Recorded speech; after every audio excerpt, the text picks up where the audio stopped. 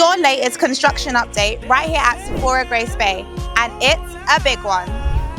We have now reached a major milestone. With the entire superstructure now complete, you can see the Saphora at Grace Bay take shape. And alongside that, we have now moved on to interior build out, meaning that all the residential and commercial units are being clearly defined.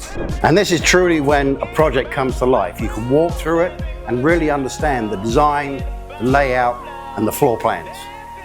What's exciting here is the range of living options within the development.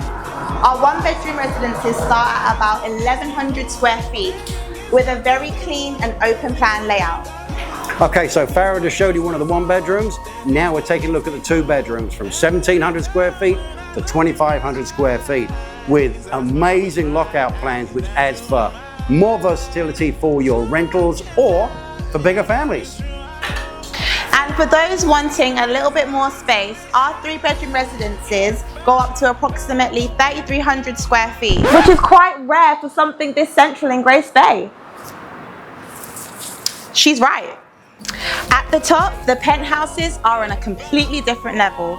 With a combined interior and exterior square footage of approximately 8,800 square feet, these units are designed for indoor-outdoor living, entertaining, and elevated island lifestyle. So another key aspect to the Saphora at Grace Bay, not just the residential units that we've seen, but these ground floor commercial and retail units that we have just released for sale. With spaces ranging from 1,100 to 4,400 square feet, it creates a fully integrated lifestyle environment right here on site.